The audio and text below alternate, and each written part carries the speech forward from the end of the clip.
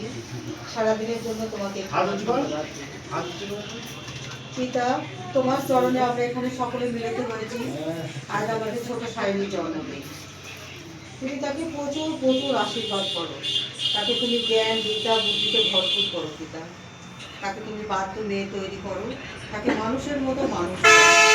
সে যেন তোমার মতোই হয়ে তোমারই পথে চলে যেন একদিন মানুষ হতে পারে পিতা।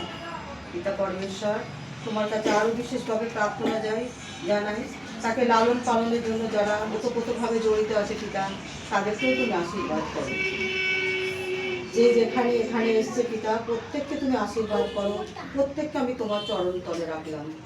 তুমি সায়নীকে আরেকবার তুমি আশীর্বাদ করো, তাকে জ্ঞান বিদ্যা বুদ্ধিতে আরেকবার তাকে ভরিয়ে তোলো পিতা পরমেশ্বর। তার জেঠি জ্যাঠা কাকা কাকি মাসি পিসি যে যেখানে আছে না কেন পিতা পরমেশ্বর, ঠাকুমা, তার বাবা, বিশেষ করে তার বাবাকে তুমি প্রচুর পরিমাণে আশীর্বাদ করো। সে যেন তোমারই হস্ত ধরে তাকে যেন মানুষের মতো মানুষ করতে পারে পিতা পরমেশ্বর।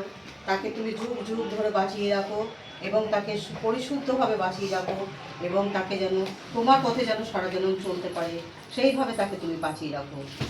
তুমি তাকে আশীর্বাদ করো, আশীর্বাদে পরিপূর্ণ করো পিতা। আজকের দিনটি তার নামে পবিত্র হোক। আমেন। আমাদের সর্বস্তপিত তোমার নাম পূজিত হোক, তোমার রাজ্য প্রতিষ্ঠিত হোক, তোমার ইচ্ছা যেমন স্বর্গে তেমনি মর্তে পূর্ণ হোক। আমাদের দৈনিক অন্ন আজ আমাদেরকে দাও, এবং আমরা যেমন অপরাধীকে ক্ষমা করি তেমনি তুমি আমাদের অপরাধ ক্ষমা করো।